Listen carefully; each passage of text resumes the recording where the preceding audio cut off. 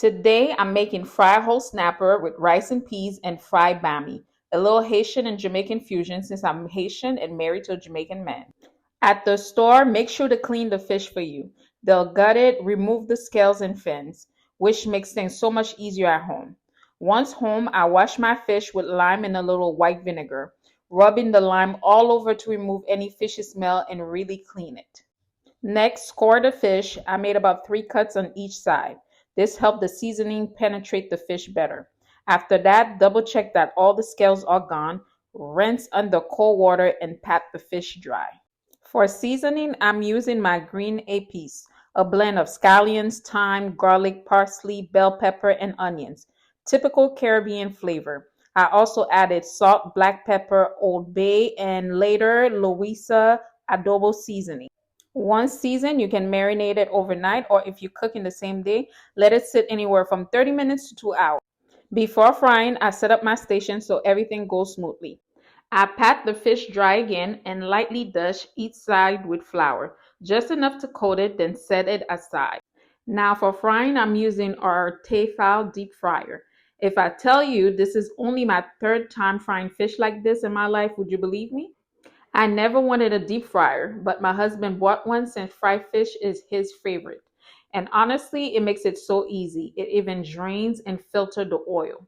Once the oil is hot, I place the fish in the basket and fry for about 10 to 12 minutes total, flipping halfway through until golden brown. After frying, I set them on paper towel to absorb excess oil and repeat until all the fish are done. Next, let's make our rice and peas, also called gongo peas or poicongo. I'm using the Instapot to make things quicker. It's not exactly like cooking in a Dutch pot, but it is a close second and super convenient. I boil the bean for about 8 to 10 minutes with salt and a clove of garlic for flavor.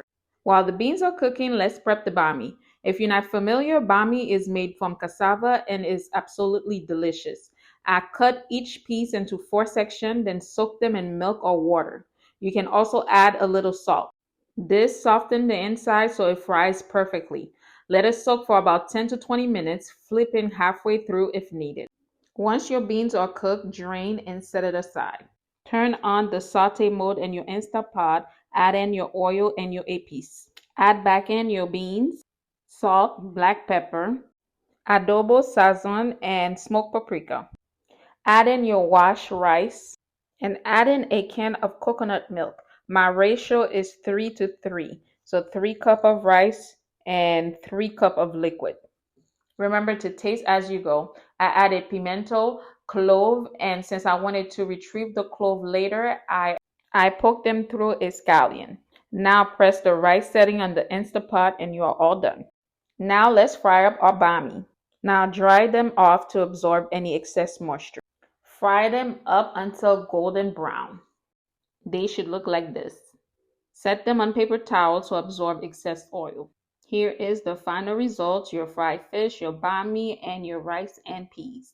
Let me know if you like more Caribbean style meals like this, and I'll see you on the next video. Like, comment, and subscribe.